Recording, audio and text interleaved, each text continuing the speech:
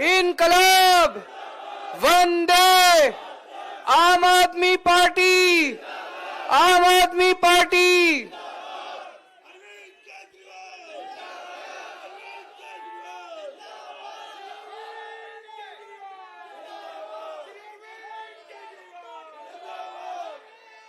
दिल्ली के कोने कोने से आए हुए मेरे सभी प्यारे भाइयों, बहनों, माताओं, बुजुर्गों और जो टीवी पे देख रहे हैं, उन सब लोगों को मेरा नमस्कार, सबको मेरा प्रणाम।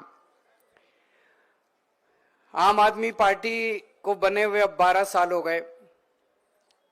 आज 13वां जन्मदिन है। ऐसे लगता है जैसे कल ही बनी थी। और आज ही भारत का संविधान दिवस है। यह कोई संयोग नहीं हो सकता कि जिस दिन भारत का संविधान दिवस है उसी दिन भारत के अंदर एक नई पार्टी कई साल के बाद, 60-70 साल के बाद पैदा होती है। भगवान जो भी कुछ करता है उसके अंदर भगवान की कुछ ना कुछ मंशा होती है। ऐसे ही नहीं करता भगवान। गलत तो नहीं कह रहा? तो भगवान ने संविधान दिवस के दिन ही आम आदमी पार्टी को पैदा किया। कुछ तो सोच के किया होगा। भगवान को भी लग रहा हो भाई संविधान खतरे में है, अब एक ऐसी पार्टी चाहिए जो इसको बचाएगी। अच्छा, और बड़ी 3 बातें बड़ी हैं। एक तो इस पार्टी का नाम पड़ा आम आदमी पार्टी।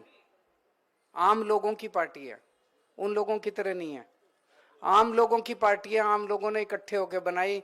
जब पार्टी बनाई थी एक भी कोई ऐसा नहीं था जो कि जिसके बाप दादा परदादा कोई नेता हो, कोई पॉलिटिकल पार्टी से।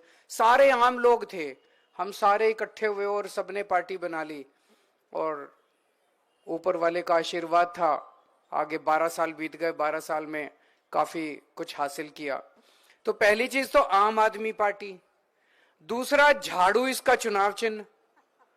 तो भगवान ने कुछ तो सोचा होगा कि एक तो संविधान दिवस वाले दिन आम आदमी पार्टी और झाड़ू चुनाव चिन्ह। तो भगवान ने बहुत बड़ी जिम्मेदारी दी आप लोगों की। ये झाड़ू चलाने की आपकी जिम्मेदारी है। पूरे देश को साफ करो अब। तो जब पूरे देश को साफ करोगे, कूड़ा कचरा निकालोगे, तो फिर धूल मिट्टी तो उठेगी थोड़ी, है ना। संघर्ष तो करना पड़ेगा। ऐसा तो नहीं है कि बिना संघर्ष किए। तो ये जितना कुछ चल रहा है हमारे खिलाफ, ये तो लिखा ही था, हमारी तकदीर में ही लिखा है। ये संघर्ष तो हमारी तकदीर में ही लिखा है।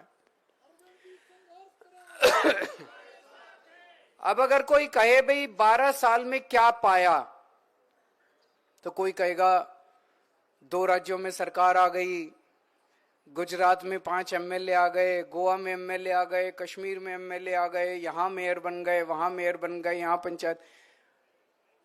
मेरे हिसाब से उससे बड़ा, सबसे बड़ा अचीवमेंट है कि हमने इस देश को एक मॉडल ऑफ गवर्नेंस दिया है कि सरकार ऐसे भी चल सकती है, सरकार ईमानदारी से भी चल सकती है। और अगर ईमानदारी से सरकार चले तो क्या नहीं हो सकता, सब कुछ हो सकता है। सरकार घाटे में चलने की जरूरत नहीं है, सरकार फायदे में भी चल सकती है। हमने इस देश को एक मॉडल ऑफ गवर्नेंस दिया जिसमें एक तरफ आम आदमी की दिन ब दिन की जिंदगी को उनके परिवार का सदस्य बनके, उनका दोस्त बनके, उनकी जिंदगी के अंदर हमने थोड़ी सी सहूलियत, थोड़ी सी सुविधा करी है। उनका बिजली का बिल माफ कर दिया, उनका पानी का बिल माफ कर दिया, उनके बच्चों, कोई आदमी क्या चाहता है? वो यही तो चाहता है मेरे बच्चे अच्छे पढ़े लिख जाएं। यही चाहता है ना।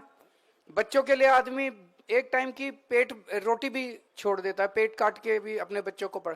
हमने उनके बच्चों के लिए अच्छी शिक्षा का इंतजाम कर दिया। आदमी ये चाहता है घर में कोई बीमार हो जाए उसका अच्छा इलाज हो जाए, उसका इंतजाम कर दिया। तो एक तरफ हमने ये सब करा, लेकिन दूसरी तरफ देश की राजधानी है दिल्ली। दिल्ली देश की राजधानी है, इसमें इंफ्रास्ट्रक्चर को भी कमजोर नहीं होने दिया।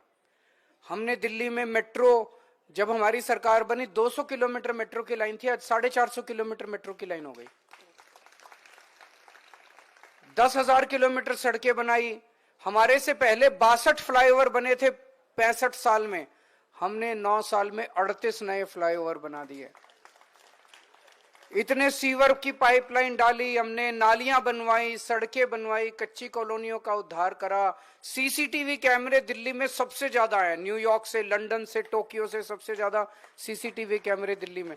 इतना बड़ा इंफ्रास्ट्रक्चर का काम करा।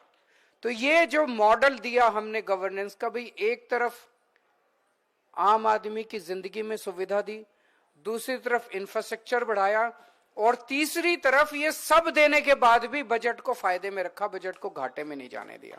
ये दिल्ली मॉडल ऑफ गवर्नेंस है, जिसको मुझे लगता है कि हमारी सबसे बड़ी देन आज यही है। जो लोग हमारे को गालियां देते थे, फ्री की रेवड़ी कहते थे, ये कहते, आज वही इन चीजों की बात करने लगे हैं राजनीति के अंदर, स्कूलों की बात करने लगे हैं। ये कोई छोटी बात नहीं है कि गुजरात के चुनाव में प्रधानमंत्री जी को खुद एक स्कूल छोटा सा बना के उस क्लास में फोटो खिंचवाने जाना पड़ा। इसका मतलब स्कूल की राजनीति चल पड़ी है। लोग बात करते हैं कि भाई स्कूल का क्या किया तुमने, स्कूल के बारे में लोग पूछते हैं राजनीति में, तभी तो ये करना पड़ा। अस्पतालों के बारे में पूछते हैं तभी तो अस्पताल, तो स्कूल, अस्पताल, बिजली, पानी, सड़क, ये राजनीति के अंदर हम लोग लेके आए हैं। इस दौरान जैसा भी संदीप जी ने कहा, ढेरों ढेरों ऐसे लाखों करोड़ों ऐसे चेहरे हैं जो कि कभी सामने नहीं आए। बहुत सारे ऐसे लोग हैं जिनको टिकटें मिल गई, कोई मंत्री बन गया, कोई मुख्यमंत्री बन गया, कोई एमएलए बन गया, कोई काउंसलर बन गया, लेकिन बहुत सारे लोग तो कुछ नहीं बने। वो लोग तो फिर भी आम आदमी पार्टी के लिए काम करते रहे। क्यों करते रहे? कहां से आया ये जुनून? एक बहुत बड़े नेता है हमारे देश के, वो कह रहे थे ये केजरीवाल पता नहीं क्या खिलाता है अपने कार्यकर्ताओं को कि वो जुनूनी रूप से काम करते हैं। हम कुछ खिलाते नहीं हैं, हम केवल देशभक्ति की भावना भरते हैं लोगों के अंदर। जब एक आम आदमी, एक आम वॉलंटियर आम आदमी पार्टी के लिए काम करता है, तो वो ये सोच के काम नहीं करता कि मैं आम आदमी पार्टी के लिए काम कर रहा हूं। वो ये सोच के काम नहीं करता कि मेरे को किसी को मुख्यमंत्री बनाना या मंत्री बनाना या आम आदमी पार्टी को सत्ता में, वो ये सोच के काम करता है मैं देश के लिए काम कर रहा हूं। देशभक्ति की भावना से काम करता है वो। और जब आदमी देशभक्ति की भावना से काम करता है, फिर वो तन मन धन सब कुछ न्यौछावर करने के लिए काम करता है। इसीलिए हम तो अपने कार्यकर्ताओं को कुछ दे नहीं सकते। दूसरी पार्टी वाले तो, मेरे को पता चला कि वो तो पैसे भी देते हैं, तनख्वाह भी देते हैं, बड़ी बड़ी फौज उन्होंने। हम तो किसी को कुछ नहीं देते। हम तो यही कहते हैं भाई आप ही के बच्चे हैं, आप ही का देश है, अपना ही देश है, सबका देश है। अगर आम आदमी पार्टी के लिए काम करोगे तो और ज्यादा तरक्की होगी देश की, नहीं तो फिर जो ढांचा चल रहा है, ढर्रा चल रहा है, वो ढर्रा चलता रहेगा। और इस दौरान पिछले 12 साल में हर 6 महीने में ये एक बार आम आदमी पार्टी की श्रद्धांजलि तो कर ही देते हैं। ऑबिचुरी कहते हैं अंग्रेजी में, कि भाई हाँ अब तो खत्म होने वाली है आम आदमी पार्टी, बस आखिरी दिन आ गए, वेंटिलेटर पे आम आदमी पार्टी, अब बस जाने वाली है आम आदमी पार्टी। मेरे को याद है सबसे पहली ऑबिचुरी लिखी गई थी 14 मई 2014 को। उस दौरान मेरे को याद नहीं आ रहा, लेकिन शायद मैंने किसी इंटरव्यू वगैरह में कह दिया था कि मैं अमित शाह जी के साथ वाद विवाद करने के लिए, डिबेट करने के लिए तैयार हूं। 14 मई 2014 को अमित शाह जी ने एक टीवी चैनल के डिबेट में कहा था कि 16 मई 2014 के बाद अगर केजरीवाल राजनीति में रहा तो मैं पक्का उनसे डिबेट करूंगा। मैं हूं राजनीति में, आज भी हूं।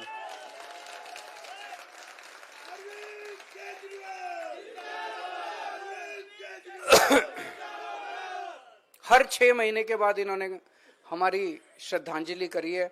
अभी भी पिछले साल, 1.5 साल से पहले मनीष जी गए, सतिंदर जैन गए जेल, संजय सिंह गए, धीरे धीरे मैं गया। उन्होंने कहा अब तो खत्म हो गई आम आदमी पार्टी, अब तो बिखर गई आम आदमी पार्टी। अभी भी है, देखो सारी आम आदमी पार्टी है, अभी आम आदमी पार्टी अभी गई नहीं है आम आदमी पार्टी। उनका मॉडल ऑफ गवर्नेंस क्या है? आज उनके मॉडल ऑफ गवर्नेंस का एक झलक आपको देखने को मिलेगी। आज शाम को इनके कुछ नेता झुग्गियों के अंदर रहने के लिए जा रहे हैं। जैसे आप लोग जाते हो ना एक दिन के लिए छुट्टी लेके, कभी गोवा जाते हो, कभी मन बहलाने के लिए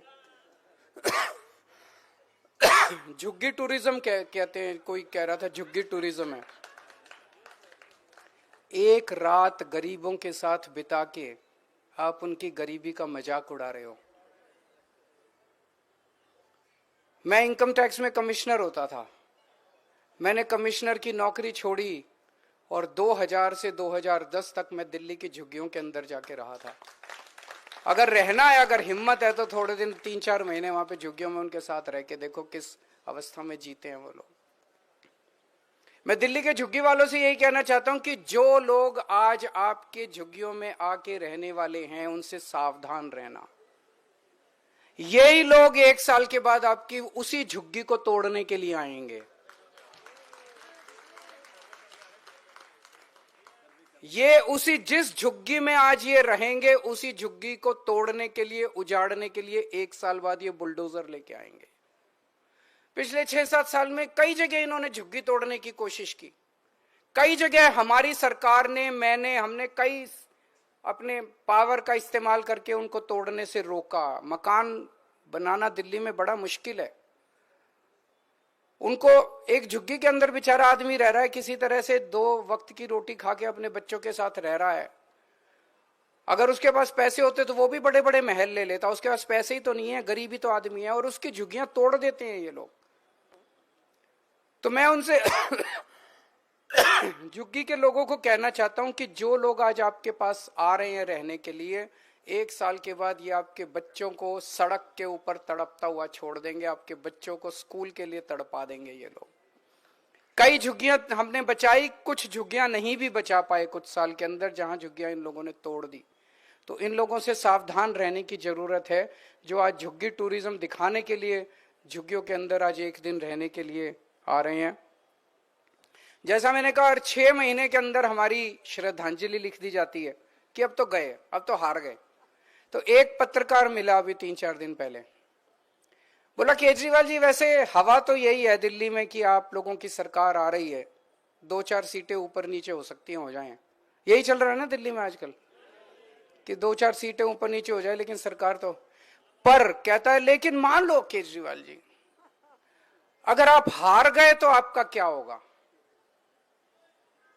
मैंने कहा दोस्त, मेरे को इस बात की चिंता नहीं है कि मैं हार गया तो मेरा क्या होगा। मेरे को चिंता इस बात की, अगर मैं हार गया तो दिल्ली के सरकारी स्कूलों में पढ़ने वाले 18 लाख बच्चों का क्या होगा। दिल्ली के जैसे स्कूल पूरे देश में कहीं नहीं है। बड़ी मुश्किल से 10 साल के अंदर इतना अच्छा शिक्षा का इंतजाम किया है। अगर हमारी सरकार चली गई तो उन बच्चों के पेरेंट्स का क्या होगा, जिन्होंने एक उम्मीद देखी है कि मेरा भी बच्चा अब डॉक्टर, इंजीनियर, वकील बनेगा। मेरी चिंता इस बात की नहीं है कि मेरा क्या होगा। मैं यहां सत्ता के लिए नहीं आया, हम सत्ता के लिए, ना आम आदमी पार्टी में कोई सत्ता के लिए आया। हमारी चिंता इस बात की है कि दिल्ली में आज जब कोई किसी गरीब के घर में कोई बीमार होता है, उसे तकलीफ तो होती है बीमार घर में कोई हो, लेकिन उसे पैसे की चिंता नहीं करनी, क्योंकि उसे सरकारी अस्पताल और मोहल्ला क्लिनिक में इलाज मिलता है। उन सब लोगों का क्या होगा जिनके घर में कोई इलाज, कोई बीमार होगा। उन सब लोगों का क्या होगा। दिल्ली में पहले 8 से 10 घंटे के पावर कट लगते थे बिजली के।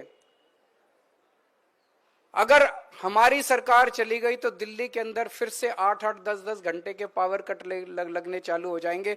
हमारे देश की राजधानी का क्या होगा, 2 करोड़ लोगों का क्या होगा। आज आम आदमी पार्टी ने पूरे देश के अंदर एक उम्मीद पैदा की है।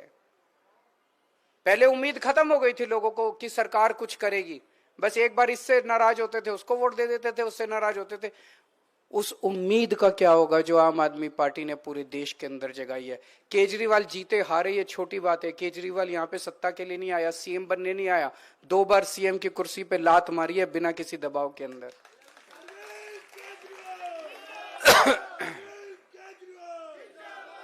आज हमारा संविधान दिवस है। इस मौके पे मैं आप सब लोगों को, आम आदमी पार्टी के लोगों को एक अच्छी बधाई देना चाहता हूं कि एमसीडी में हमारी सरकार बने अभी 2 ही साल हुए हैं। 2 साल के अंदर हमने 2 बड़े काम कर दिए। एक, पहले हमारी सरकार बनने के पहले 12 महीने सफाई कर्मचारी केवल अपनी तनख्वाह लेने के लिए हड़ताल पे रहते थे। 12 महीने हड़ताल पे रहते थे, तनख्वाह नहीं मिलती थी। जब से हमारी सरकार बनी है, एक दिन भी कोई सफाई कर्मचारी को हड़ताल पे जाने की जरूरत नहीं पड़ी। हर महीने के पहले हफ्ते में सबकी तनख्वाह उनके अकाउंट में चली जाती है, और दिवाली के टाइम तो दिवाली से पहले अगले महीने की तनख्वाह और बोनस उनके अकाउंट में चला गया था।